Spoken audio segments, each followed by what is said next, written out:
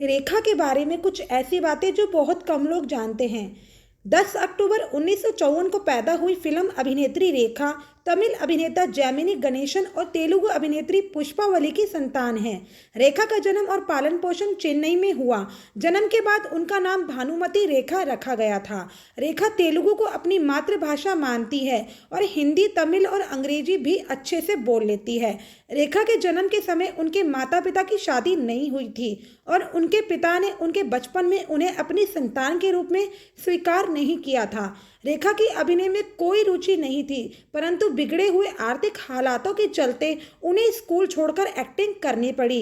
रेखा ने 12 साल की उम्र में एक तेलुगु फिल्म से अपने करियर की शुरुआत की थी, जिसके 3 साल बाद उन्होंने एक कन्नड़ फिल्म से हीरोइन के तौर पर शुरुआत की।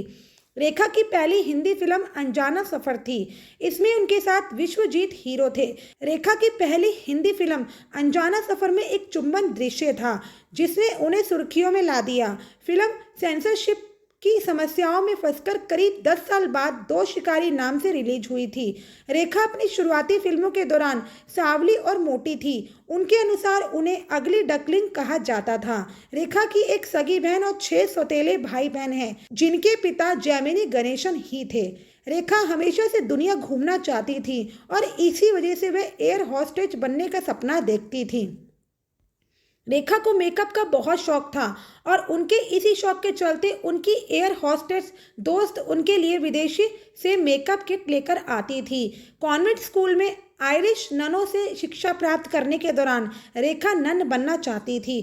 करियर के शुरुआती दौर में रेखा को तेलुगु की बी और सी ग्रेड की फिल्मों में भी काम करना पड़ा। रेखा ने उद्योगपति मुकेश अग्रवाल से शादी की थी। शादी के कुछ महीनों बाद ही मुकेश ने आत्महत्या कर ली थी।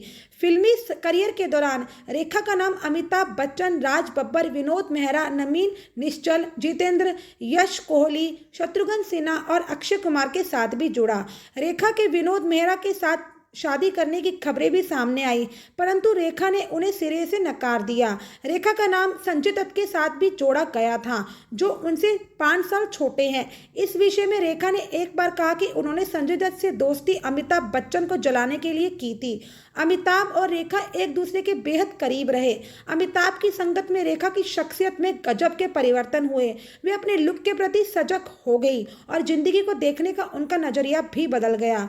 रेखा को डबिंग का भी शौक है। उन्होंने नीतू सिंह की आवाज़ में फिल्म याराना और स्मिता पाटिल की आवाज़ में फिल्म वारिस में डबिंग की है। रेखा को गाने का बहुत शौक है और उन्होंने संगीतकार R.D. बर्मन के कहने पर फिल्म खूबसूरत में 2 गाने गुनगुनाए हैं। रेखा के जबरदस्त लुक के पीछे कोई स्टाइलिश नहीं है, वह अपना लुक खुद चुनती हैं। रेखा समय की बहुत पाबंद है और सभी जगह नियत समय पर पहुंचती है। रेखा और हेमा मालिनी बहुत अच्छी दोस्त है। रेखा हेमा मालिनी के स्पीड डायल पर है। रेखा ऐसी पहली हीरोइन थी जिन्होंने जिम जाना शुरू किया था। रेखा ने जिम में बेसिक एक्सरसाइज से शुरुआत की थी। वह योग में भी माहिर है। रेखा ने हिंदी फिल्म इंडस्ट्री को अपनी जिंदगी का एक लंबा साल दिया है।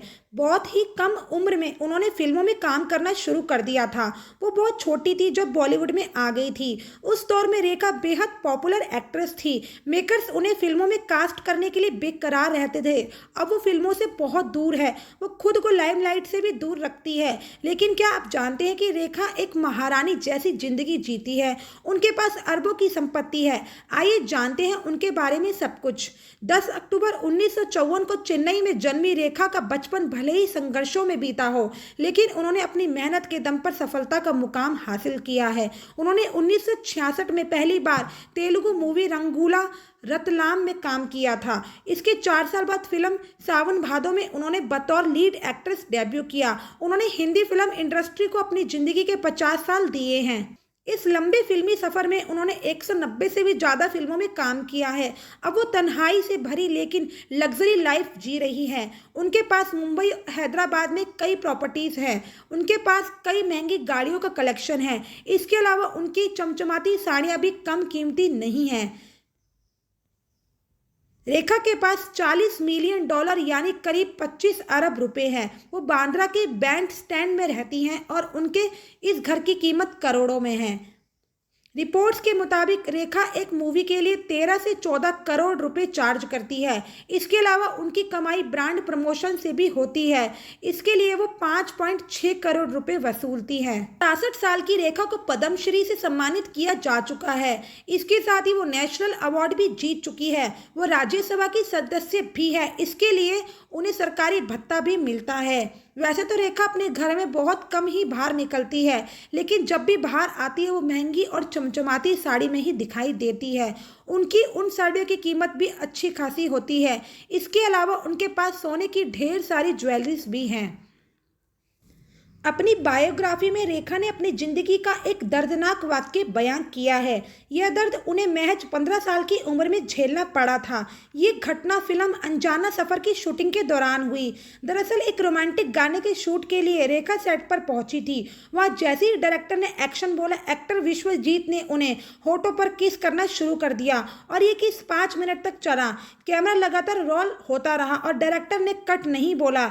यूनिट के सदस्य सीटियां मार रहे थे। ये किसिंग सीन काफी समय तक सुर्खियों में बना रहा। इस पर सेंसर बोर्ड ने कैंची लगाने की कोशिश की थी, जिसके बाद यह मामला कोर्ट तक पहुंच गया था। विवाद इतना बढ़ गया था कि अमेरिका की लाइफ मैगजीन में इस पर कवर स्टोरी छपी थी, जिसका टाइटल था the kissing crisis of India. इस तरह का एक किस्सा रेखा और विनोद मेहरा की शादी के दौरान हुआ। जब वे दोनों कोलकाता से शादी करने के बाद मुंबई लौटे तो नई नवेली दुल्हन रेखा का स्वागत चप्पल से किया गया। रेखा की सास कमला इस शादी को लेकर बेहद नाराज थी। जैसे ही रेखा आशीर्वाद लेने के लिए पहुंची, तुरंत उनकी सास ने उन्हें ढकेल दिया। उन्होंने रेखा को मारने के लिए चप्पल भी निकाली और उन्हें घर में घुसने से मना कर दिया। रेखा के माथे का सिंदूर आज भी राज बना हुआ है। इस पर बीते कई सालों से कंट्रोवर्सी बरकरार है। लोग जानना चाहते हैं कि आखिर वे किसके नाम का सिंदूर लगाती है। दरअसल रेखा ने ऋषि कपूर और नीतू सिंह की शादी में सिंदूर लगा रखा था और मंगलसूत्र पहना था। इस कार्यक्रम में अमिताभ बच्चन भी परिवार के साथ शामिल थे। यहाँ सफेद साड़ी, लाल बिंदी और सिंदूर में रेखा को देख सब हैरान रह गए थे। हालांकि इस पर सफाई देते हुए रेखा ने कहा था वे सीधे शूटिंग से शादी में आई। सिंदूर और मंगलसूत्र उनके फिल्म की गेटअप का हिस्सा थे, जो वे निकालना भूल गई थी। खैर, आज भी रेखा को सिंदूर लगाए हुए देखा जाता है।